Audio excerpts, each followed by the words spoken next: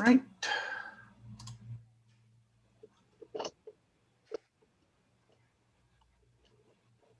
Now I'm going to have to go back to that because as soon as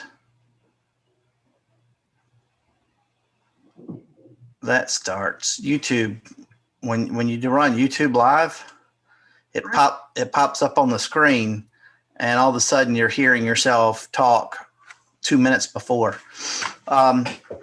So we are now live, and so let's pray.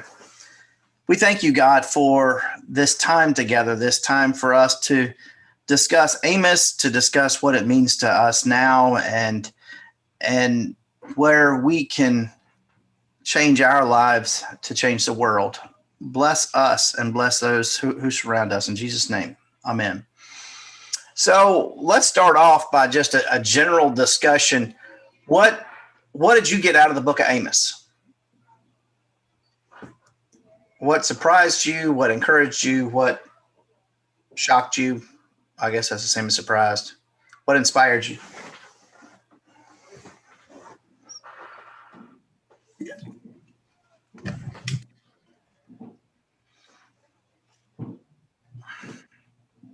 I was surprised that the condemnation was for both parts of Israel. You mean the north and the south, or the rich and the poor? Well, both, north, south, rich, poor. He did not whatever the two groups were, he did not discriminate against either one as far as, well, I don't know that he said anything negative about the poor, but he did do a lot of condemnations. But the rich poor dichotomy was pointed more at the northern kingdom. Okay. As I understood it, and now everybody was screwing up. I mean, because he said that at the beginning, because he went, I remember Marty going through and going, yay, yay, on each part, going all the way around them, all the way around the northern kingdom, all of their enemies, all the people they thought bad about were going to get theirs. And then Amos lowers the boom on them. And the primary thing that he is attacking them about, or I guess judging them for, was their treatment of the poor. And so, but nobody was really getting off the hook. And one of the things that surprised me was that when the judgment rolled down, it was because of the richest treatment of the poor, but all of them were going to basically, the judgment fell on everybody. It's not like that the Assyrians came in and only defeated the rich people. I mean, it was equal opportunity punishment, I guess.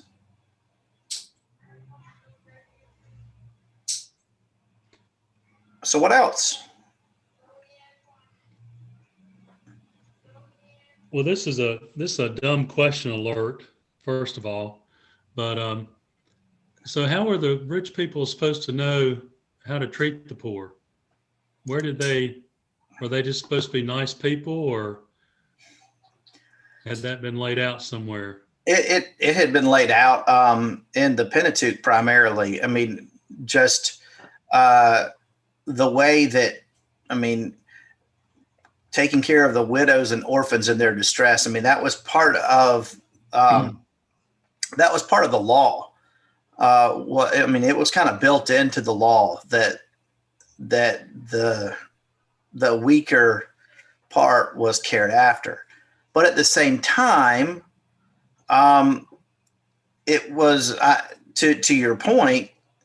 It was also, look, they saw rich as being blessed and poor as being cursed. I mean, if you were rich, it's because God loved you that much. And if you weren't, it's because you had done something wrong. And so, so this was also sort of a break from their reality of, well, look what God's done for me.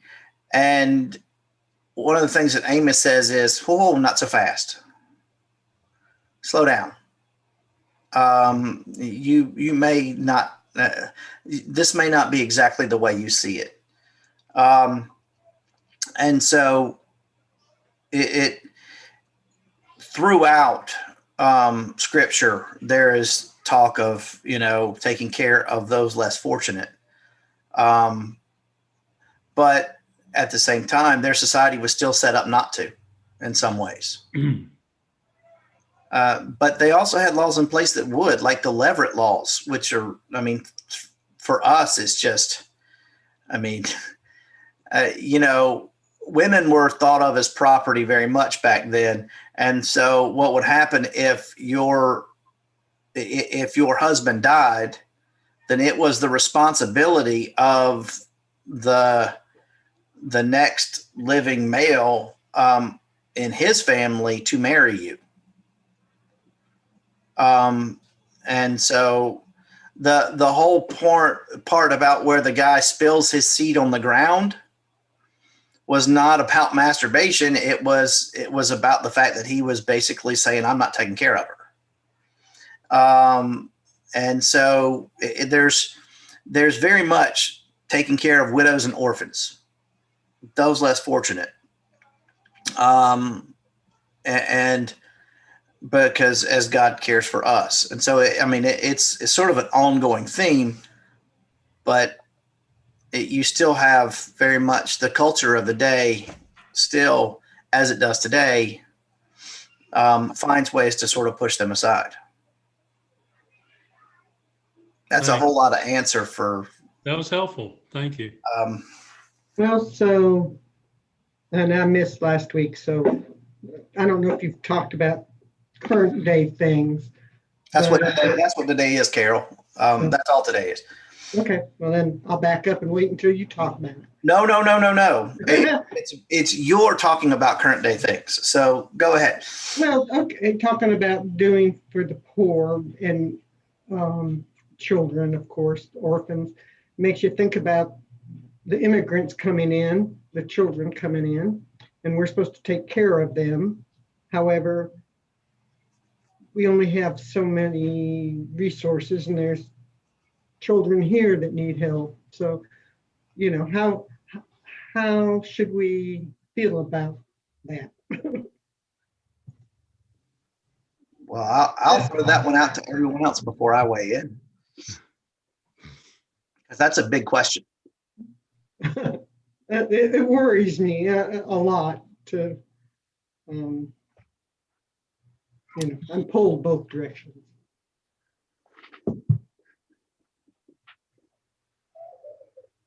Nobody else knows either. Well, the question is, how do we answer that question without being political? Well, yeah, I'm not being political. I don't think you are. And what do we do financially as a nation when we're already trillions in debt, yet bringing in more and more people? Somebody's going to have to pay back that debt. So I'm not trying to, that is getting political, but the question I have is, how much would those kids be costing us if we weren't detaining them? And I don't know the answer to that question. What do you mean? If you just if you didn't let them in, if you let them in and just if you let them in and you let their parents in, their parents could probably pay for some stuff. Whereas what we've done now is we're paying for all of it. Years and years ago, we had my husband and I had a business at the flea market, and I was a federal firearms license, and we sold guns at the flea market. But the Mexican workers would come in and buy guns and just hand over hundreds of dollars cash. So they were working and saving their money and spending it here, sending the goods back home, I guess. Yeah, they're hard workers. So, you may be right. They may need to be just saying, let everybody come in. I don't know. Somebody asked me the question the other day. Should we have borders? Yeah. I couldn't answer the question. Well, you need borders, otherwise, I mean, okay, you take down the border, is Biden have domain over the Mexicans? Did the Mexican president have domain over us? Well, I guess it does go both ways that way. But if we don't have borders, in God's kingdom, will there be borders? No, probably not. I mean, who knows? But Stephen, I think we have to have borders for countries in order for things to have order. Oh, yeah. Because if we didn't have borders, then how would we elect our governing bodies? True. I mean, it's just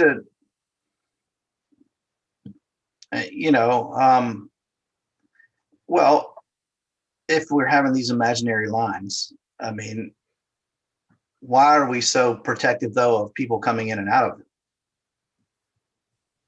Don't we have enough bad people here on our very own? We want to keep people out, but I don't know. I mean, like I said, it's sort of a simple question to a very complex answer. But I'm just not sure that. Well, political again, they letting them in if they go the right channels, but just knowing it's against the law and they come anyway, that kind of tells you that they don't give a darn what our rules are. Well, it's sort of like if you're starving and you steal a loaf of bread. Yeah. It's again that's it's easy for us, and I've been on both sides. I mean, of the argument. I can argue it both ways. But if you take politics out and just look at things religiously, which, I mean, we can do in a class, you can't do in reality. What should our role be? Bring them all in and feed them and take care of them. Well, or help them contribute. Because at the same time, and I'll say this, okay, I have a problem with, all right, we have some Hispanic missions in South Carolina. And some of them have been successful and some of them have not. The ones that have been successful are the ones that primarily have done most of their stuff on their own. The ones that have not been successful are the ones that basically we have created into charity cases. And if we produce a congregation that is a charity case, what does that say to the individuals who are in the congregation? The first thought is, well, that we care about you. But the other side does it not also say we don't trust you? Well, we've done the same thing with the Black community years ago, trying to take care of them, give them all the benefits, where that caused the men in the family, to leave because the women and children were getting money without them, and it kind of made a whole different society for them. I think they used to be more family based, and now it's a lot of, I shouldn't say most, but now there's a lot of single, disproportionate maybe number of single women raising their children because of that. So helping to, like you're talking about the Mexican community. Yeah, let them take care of themselves.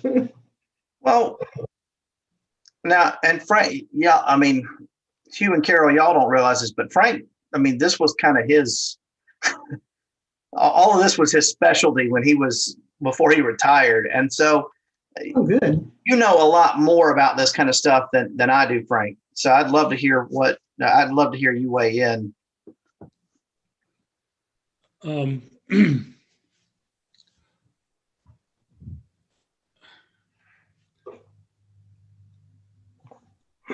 I guess one of the main things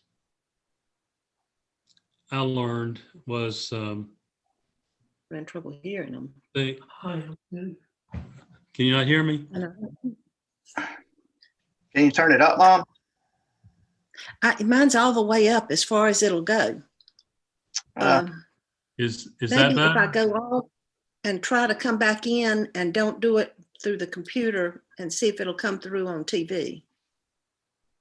So I'm going to leave. Are you having a hard time hearing everybody? I hear you fine. I have trouble hearing Carol. I haven't heard from Hugh or Diane, so I don't know. So. Are you hearing Frank? But very barely. Okay. Well, yeah, back out and maybe that'll fix it. Okay. Because I've not had problems in the past. Oh, so Frank, what did you do before that? This was your expertise? I worked at a First Lutheran Church in Greensboro. It was called Director of Community Ministries. Okay. And we worked a lot with hunger and homelessness, Okay. but that had evolved from, as you probably remember, in the Lutheran Church, the LCA still does a lot of work with refugee resettlement. About or, an hour and a half. or with Lutheran Immigration and Refugee Services. But we did a lot of that in the 90s also. But we started focusing more on hunger and homelessness. Greensboro was, by one survey, one of the hungriest places in America, Oh, wow. which was surprising to a lot of people. Yeah. We have a lot of food deserts. In fact, I was reading a story this morning and I'm digressing a little bit here, sorry. Second Harvest Food Bank has started a hub in Greensboro to try to get at that food desert problem. So, but anyway, I think one of the main things I learned was that but we started focusing more on hunger. Things are a lot more complicated than they appear to be. I think just a real simple example, I was the person that people saw when they came to the church and needed X amount of money. And I was amazed at how many people, for example, needed a battery in a car.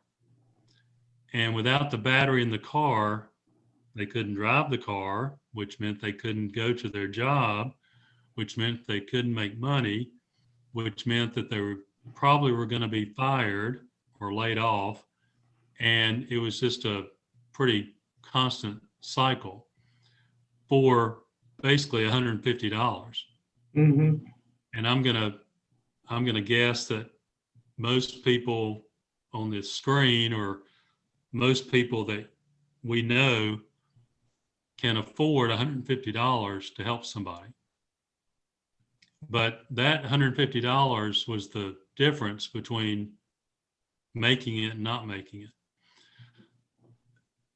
I realize the immigration problem is incredibly complex, but I tend to go with what you were saying, Carol, about, and based on Pastor Stephen's question about, well, how would we act in a Christian way or a religious way or a spiritual way rather than a governmental or rules-oriented way? If someone showed up at your house and they needed food, clothing, shelter, you'd probably give it a pretty good shot about trying to provide those things as long as you could.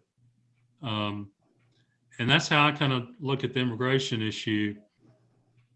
The resources are there. We can handle this. It's kind of like in a family. If part of the family has a hard time, the rest of the family comes together and says, well, how do we help Uncle Al over the next 6 months, year, 2 years, whatever it takes? Well, this part of the family will give this part of the family will make the meals, this part of the family will provide the transportation. So I'm pretty stubborn about there not being enough resources. The resources are here.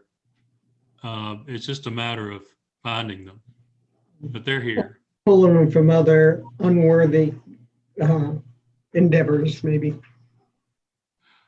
That's possible. I mean, you struck a nerve with me too, Frank, in that redefining family is that, if we define family as the children of God, well, then we're not looking at outsiders and insiders anymore. Right. Everybody's on the same field.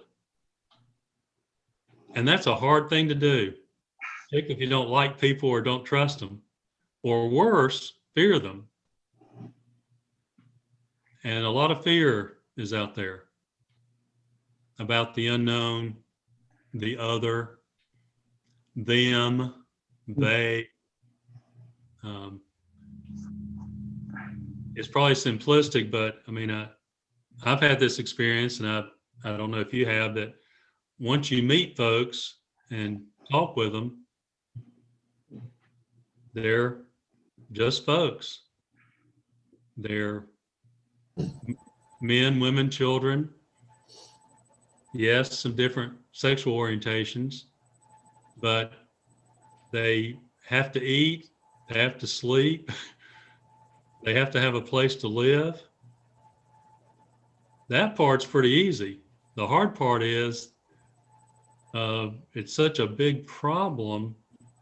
It's how do you marshal the resources to address as many of those things as you can?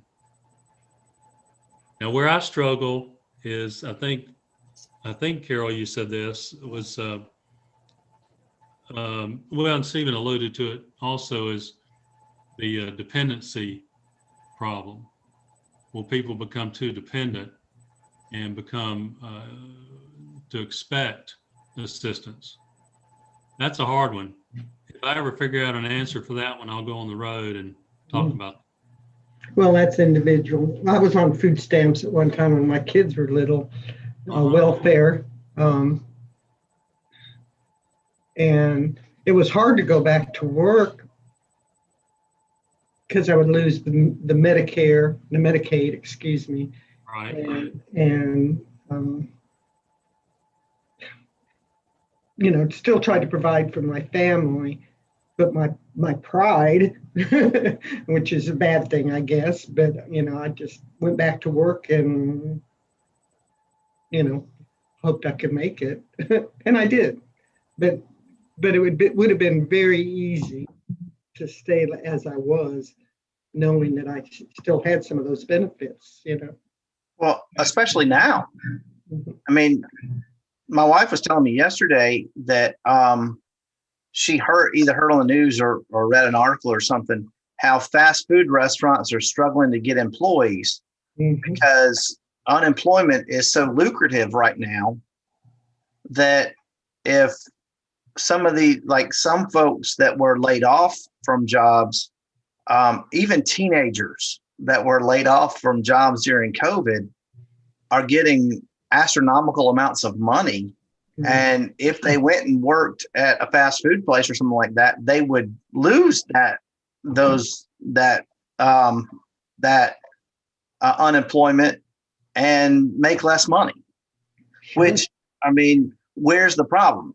That working makes you get less money, or that we're causing people to be dependent?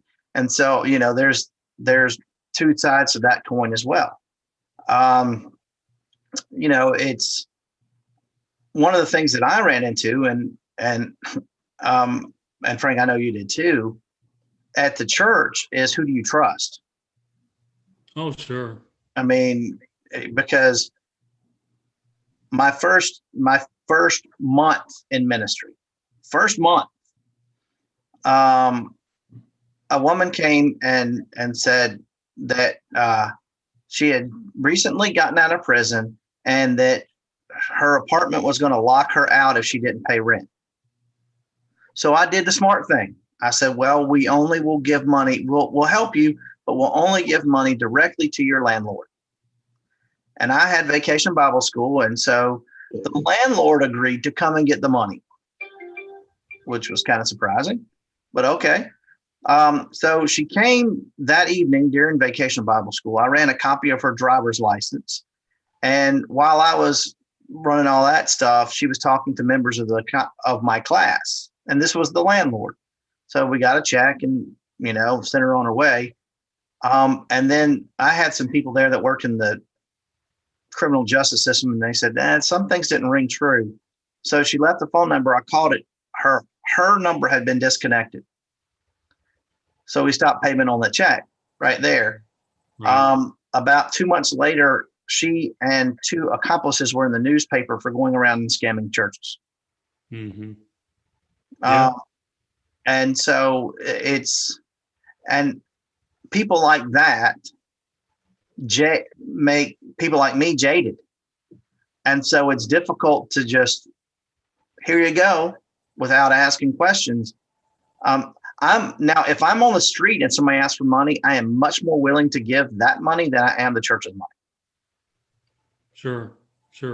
Well, you're a steward. I mean, you're a steward of both pots of money, but you have a special responsibility to the congregation. Yeah. And it's how do you, and of course the evil word in America among those who lean more to the right is socialism, which incidentally is the biblical early Christian communities were socialist communities where everybody everyone had all things in common. It's in the book of Acts. Problem with socialism is that it is on the surface perfect and godly. If there weren't sinners, it would work. And it even failed in the New Testament when they tried. Of course, Peter struck them dead, and we're not supposed to do that when people try to cheat the system. But, when all people have all things in common, what you've got on some side is you have people that will be lazy and just take that for granted. And on the other side, you'll have people that will be selfish. And that's why it won't work. Because sin exists. And when you have sinful socialism, it's called communism. That's the fear. But at the same time, how should we be? That's the struggle. All right. So I went to 4 years of college. I went to 4 years of seminary. I busted my tail to earn what I earned. Why is it fair for somebody else to get the same thing that I get, or for me to have to bring it down to put it in a big pot? Is that fair? That's the struggle. God's not about being fair, though. It's about being just and equal. I think that's the big problem. I think most people would be willing to help other people out, regardless of what their needs were. They'd help them get to where they could survive. But the problem is that doesn't give them incentive then to better themselves if they're going to continue to get handouts. Well, yeah, because we need, for example, we need garbage collectors So the garbage collectors may not be making the money that Pastor Stephen's making, but they're contributing an equal amount of perhaps their efforts. But the problem arises where the people that just don't do anything because they're going to have Pastor Stephen take care of them. So, Well, I mean, look, I'm related to one. Other side of the family, Frank. I'm sure you're aware of who she is. we all have somebody in the. She finally has a job now, but I mean, we've been paying for her for years. And I don't mean family. I mean the government's been paying for her for years. She's got a college degree, she's home doing nothing. But in the grand scheme of things, how often does that actually apply? And how often is that an excuse that we use to not help? That's what I wanted to bring up. It's sort of, okay, I start with the assumption that there are no perfect systems. People sin, we sin.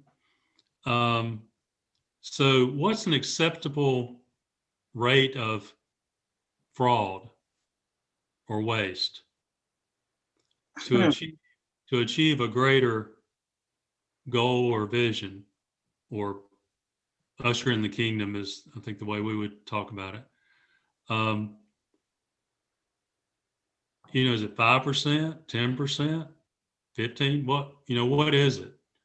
Because we tend to fixate on the one story of, like the story Stephen told about the scammers.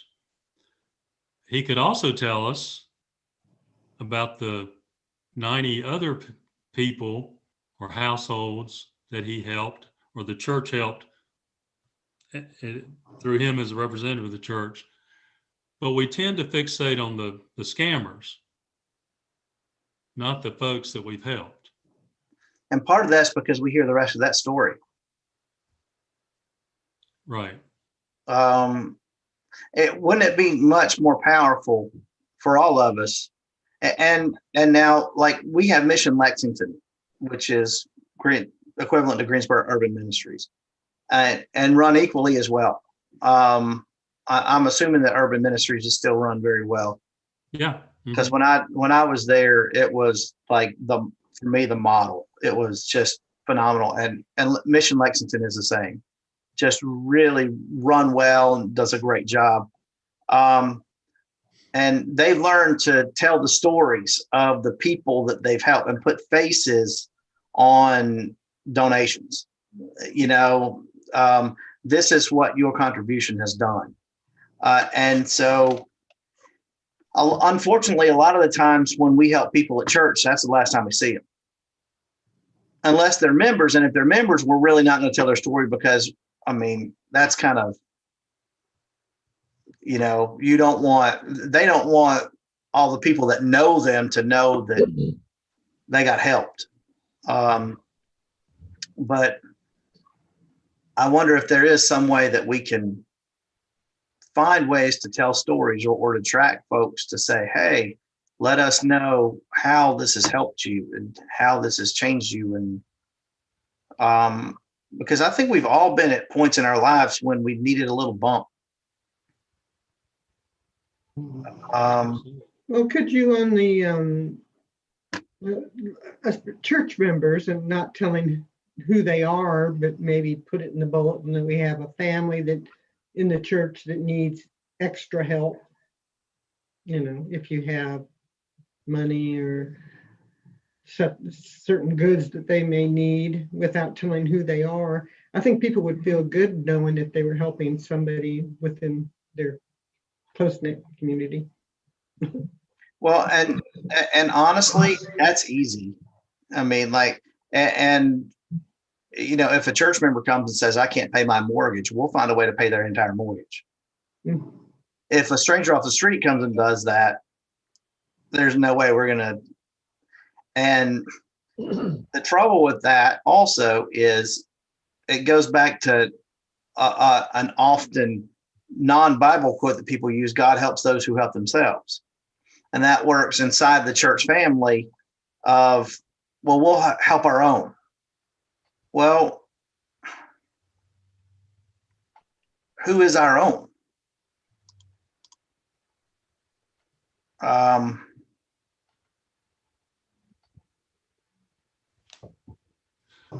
Well, Carol, I'm sorry, Stephen, did you want somebody to answer that question? No. I mean, rhetorical? Okay. Yeah. Carol, I'm sorry, I'm just a face on the screen. We don't know. Right. Yeah. But that's an inspiring story you told. I don't know what your circumstances were.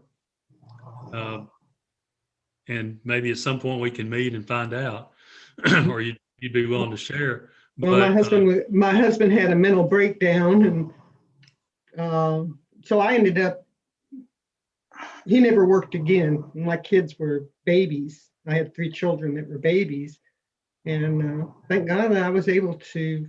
I started at the bottom and worked my way back up. But we had a church also behind our house. And it was a Baptist church. I've never been a Baptist, but the lady across the street, they knew our situation, and they brought over things for the kids' Christmas. And they asked about food, and I said, well, I got a couple $100 worth of food stamps, but I can't buy detergent and toilet paper, and so they brought me all that kind of stuff. So it's been a very painful part of my life, and I think back about how if that church hadn't helped me, I don't know how we could have done. Well, the church we went to helped too, but it was especially interesting that the church that we didn't go to helped.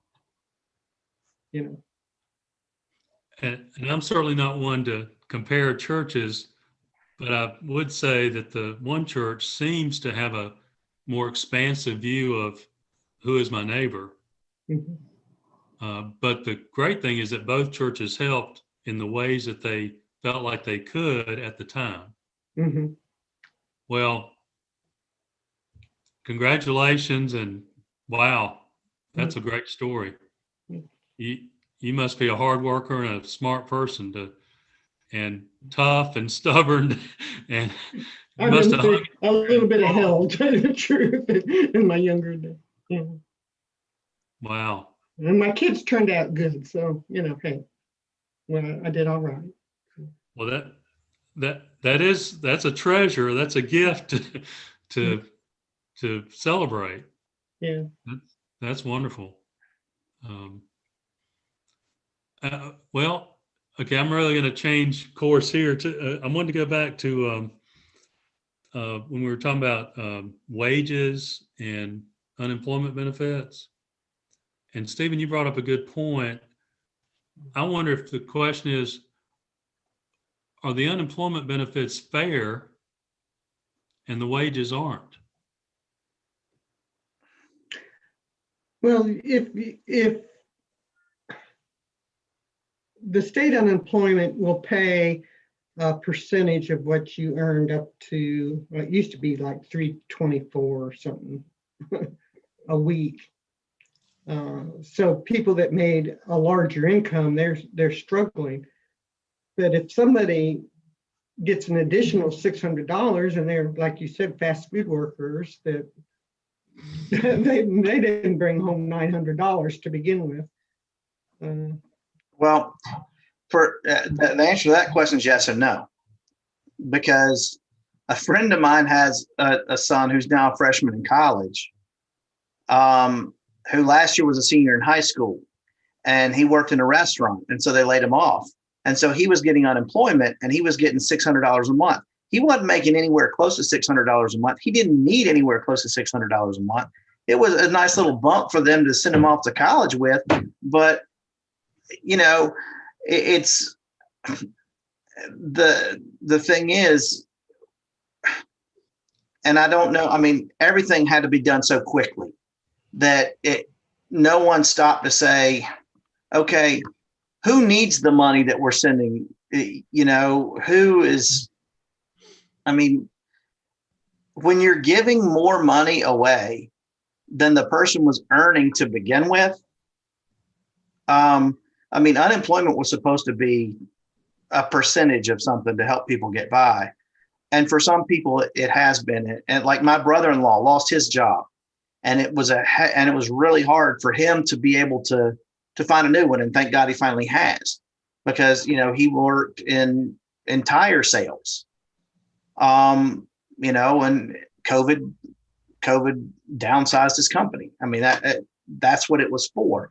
And so, you know, thank God that was there. But like I said, again, on the other side of that, you've got high school kids that are also getting unemployment. That because he was 18 years old. And so I think there probably ought to be some way to figure out, okay, who actually does, I mean, who's paying a rent? Who's paying utilities? Who's paying for food? And who's still a dependent? Or like you mentioned, the percentage, if the state is paying 60% of what you normally bring,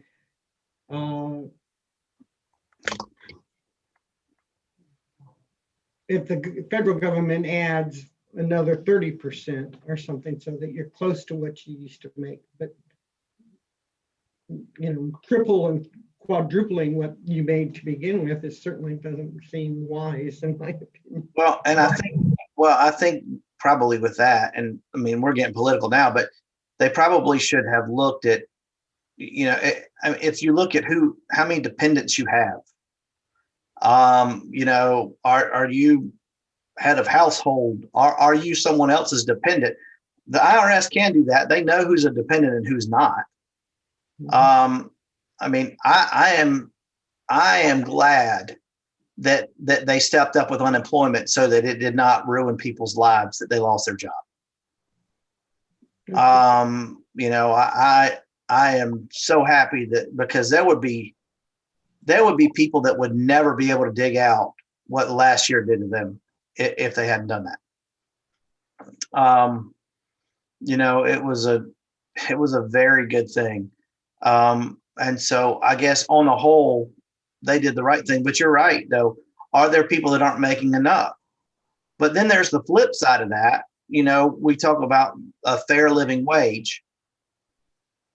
If these places increase what they pay, more than likely the higher ups are not going to be decreasing other costs, as in their CEOs and whatnot. They're going to increase the cost of their goods. So if that's going on around over the board, the raise that people just got is basically worthless because the cost of living just went up. And so yeah, that gets complicated. From what I've read, Stephen, the studies that I've read about show that when you raise wages, prices do not generally go up.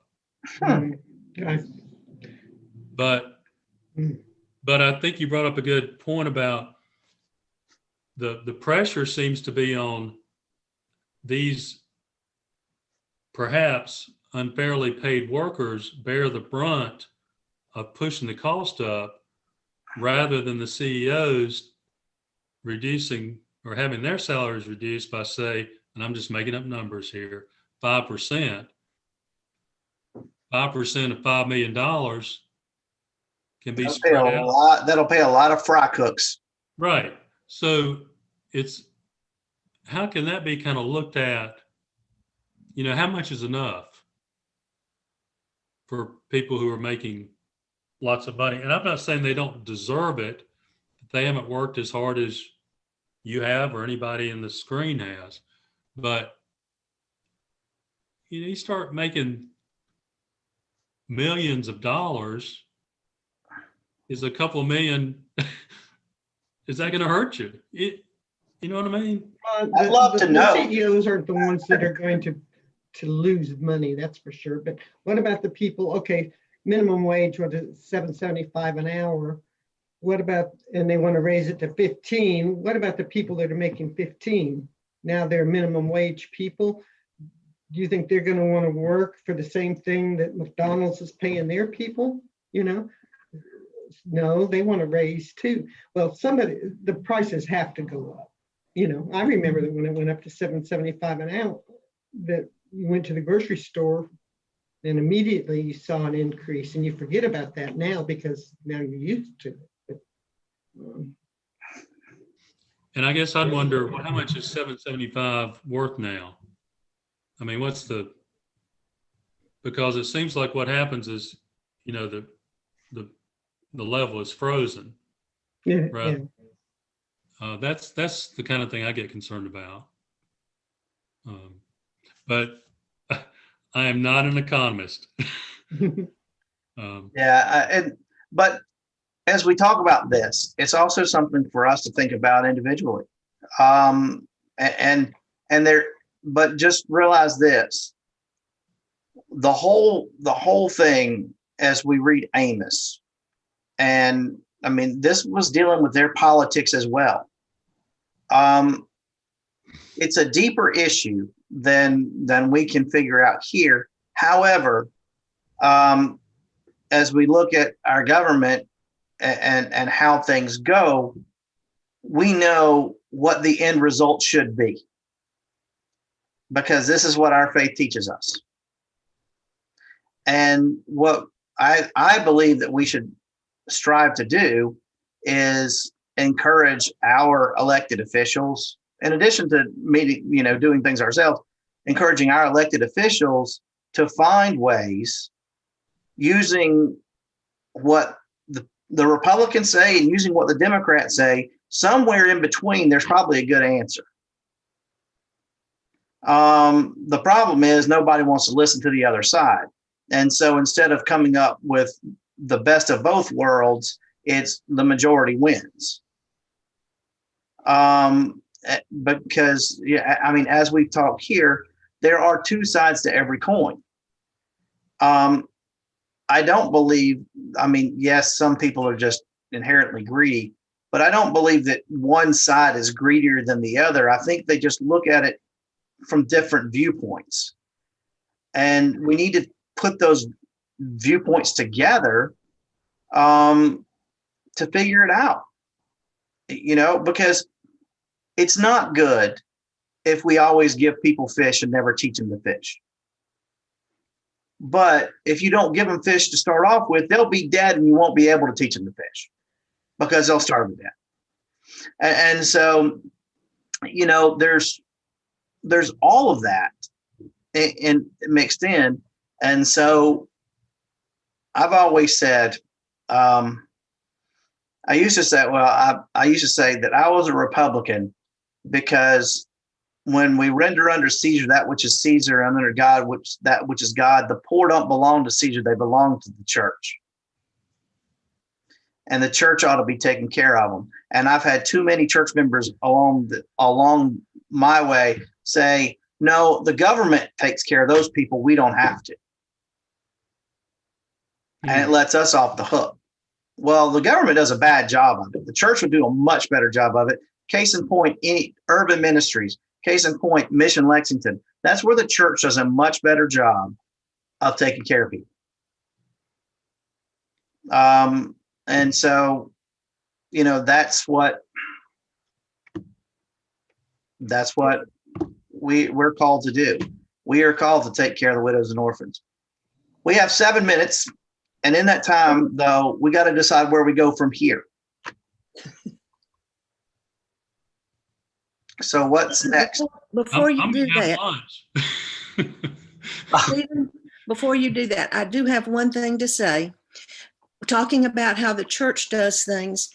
For instance, when there's a disaster, if we're giving money, we give it through the ELCA, because every penny that you give gets to that particular crisis. Yep. Well, if you give to the Red Cross, a percentage of that goes to the people that are running it. but because The United Way. they're running the ELCA and some other things, their people are already being paid. So all that money can go to the crisis. So I just wanted to get that plugged in. Well, I mean, that's exactly right. I mean, anytime there's a disaster relief, 100% from ELCA goes to that disaster. Well, the on the Pisgah Gives thing and the World Hunger thing, is that where the same? No, World Hunger is a different. It's a different pocket in the ELCA. Disaster relief has a pocket all of its own. Okay. But the World Hunger, I looked that up, and they don't just deal with the hunger issue. It's a lot of various needs besides hunger. Yeah, and the ELCA, right. It's just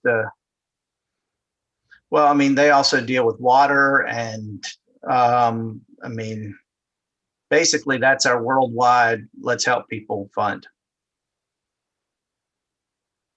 And water, animals, education, grants to women, which, Carol, you're probably a good example of.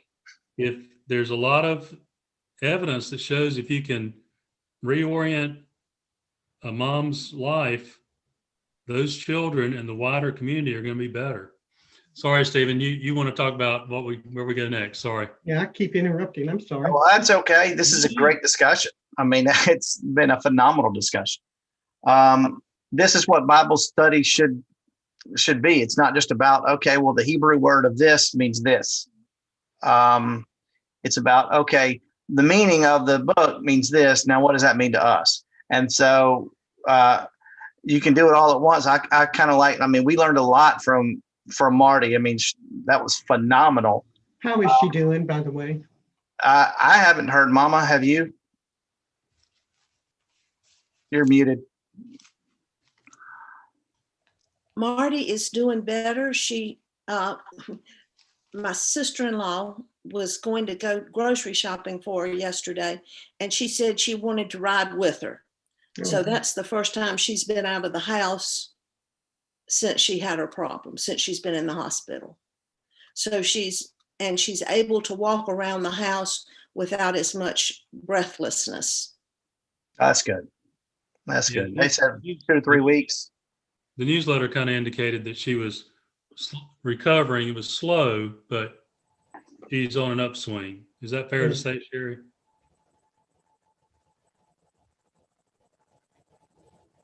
Yeah, Carol, all the Greensboro people are all members of First Lutheran Church.